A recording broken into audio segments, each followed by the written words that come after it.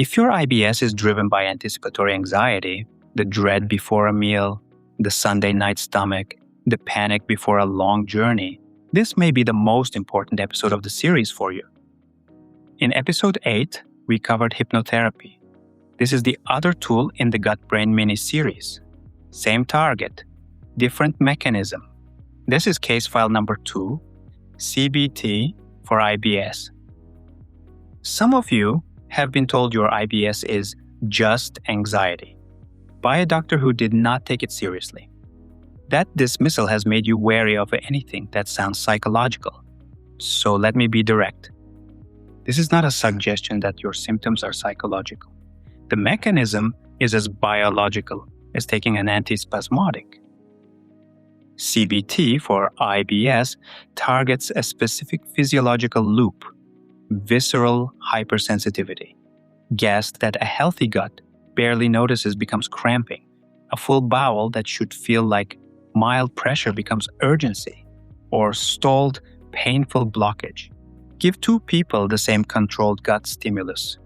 The IBS brain reports more pain, not because the gut is damaged, because the signal is being amplified. This is not imagined pain. It is measurably different pain processing. And here is the durability number that matters. CBT's benefits persist for 6 to 12 months after therapy ends. Most IBS medications maintain their effect only while you are taking them. CBT outlasts the therapy itself. For a chronic condition, that is exceptional. 2 quick gates. If you are experiencing rectal bleeding, unexplained weight loss, persistent vomiting, fever with gut symptoms, or symptoms that wake you from sleep, see a doctor before anything else. IBS does not cause those symptoms. If you have not stabilized your symptoms yet, episode 4 or 5 first. The investigation is easier when you are not in constant pain. If neither applies, keep going. Here's the distinction most people miss, and here is where I made my own mistake. Years ago, before I had figured out my IBS, I did a course of CBT for anxiety, standard cognitive behavioral therapy with a general therapist. It worked for the anxiety. Background stress, down, sleep better, real results.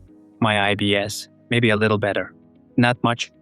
I logged it as a partial win and moved on. I told myself I had tried CBT for my gut, and it had not really worked. That conclusion was wrong.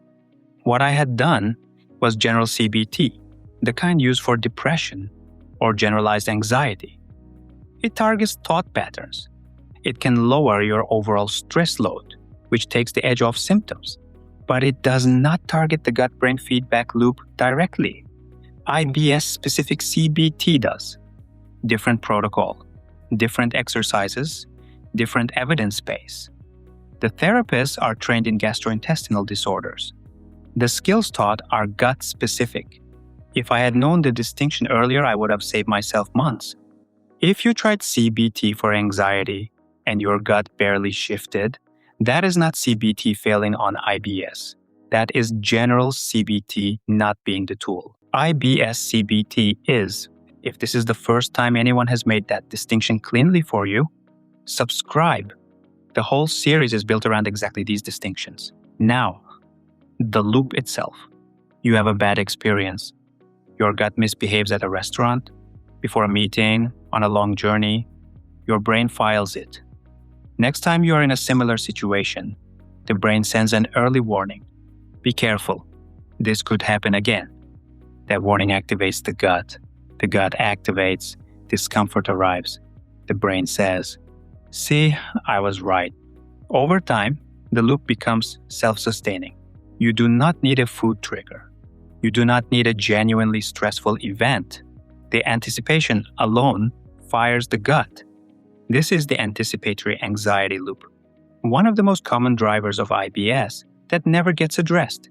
Invisible on a scan, does not show up in a blood test. IBS-CBT breaks that loop, specifically, not by telling you to think differently about your life. By targeting the hypervigilance to gut sensations, the catastrophizing about bathroom access, and the anticipatory anxiety before meals or travel. A meta-analysis by Laird and colleagues in 2016 confirmed CBT significantly improves IBS symptoms. Benefits persist 6 to 12 months after therapy ends. That is a strong evidence base. Now, the 5 questions. The same 5 from episode 8. The questions are the same. The next step is different. 1. Do your symptoms worsen predictably with stress or anxiety? Not occasionally, reliably on ordinary, high-pressure days.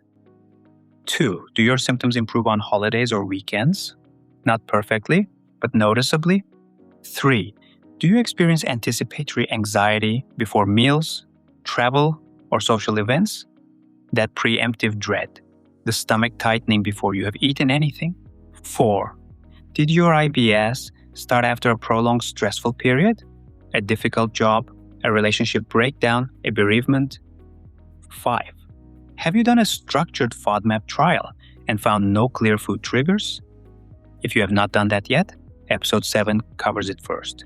If you answered yes to 3 or more, the gut-brain loop is likely a primary driver. Here is what changes between episode 8 and episode 9. If question 3 was the loudest yes on your list, the anticipatory anxiety, the avoidance, the preemptive dread, CBT is probably the better fit first tool. It is built for exactly that pattern. The cognitive component targets the prediction directly. The behavioral component dismantles the avoidance. If your loop is more about gut hypersensitivity than catastrophic thinking, hypnotherapy may fit better. They work through different mechanisms. They can be used together. Treat your case like a case. Pick the better fit tool first. If it does not deliver in 6 to 12 weeks, run the other. What does a structured IBS CBT program actually involve? 6 to 10 sessions with a therapist trained in gastrointestinal disorders. The sessions follow a protocol, not open-ended conversations. The cognitive component, the therapist works with you to identify the thought that fires before the gut does. Something like, this is going to go wrong. I will not be able to control it.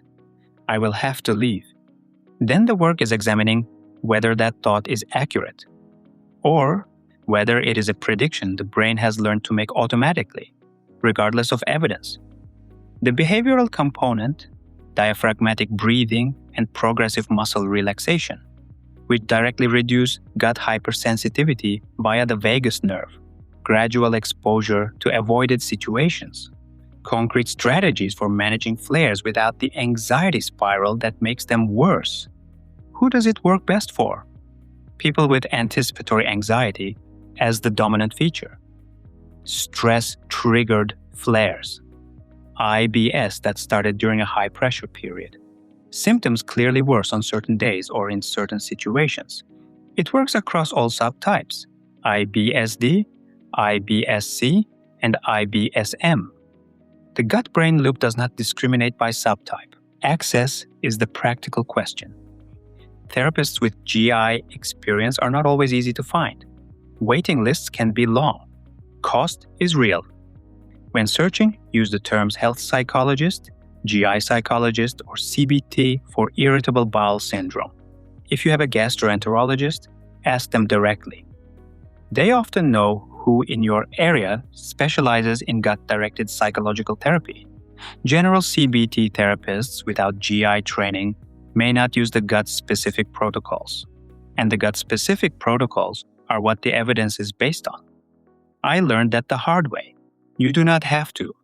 If therapist access is limited, app-based options are a legitimate starting point, not a consolation prize, a real option. IBS-specific CBT apps exist, and the evidence for app-based delivery is developing and encouraging. Search your country's app store and check the evidence base before committing. The trial period is 6 to 12 weeks. CBT requires 6 to 12 sessions before benefits consolidate. If you stop at 2 or 3 because you have not noticed a dramatic change, you have not given it a fair trial. That is not overkill.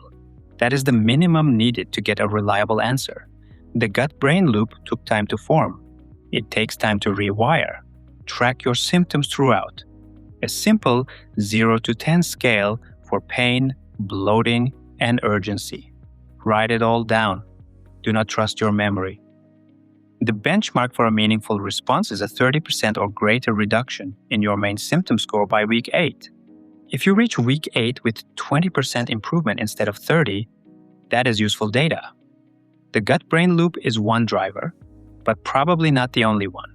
For the full gut-brain therapy framework, including how CBT and hypnotherapy work together, Chapter 8 of the IBS Roadmap. Link in the description. 2 tools, 2 mechanisms, 1 target. If you have worked through FODMAP, hypnotherapy, and CBT, and you still have significant symptoms, the investigation continues.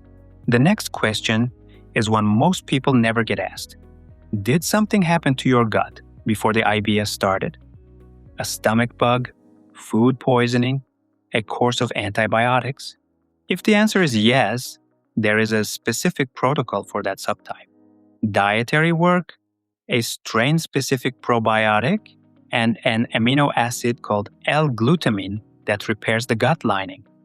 One of the most treatable patterns in the entire series. That is episode 10. You have a plan. The gut-brain loop is not a life sentence. It is a feedback system. And feedback systems can be interrupted.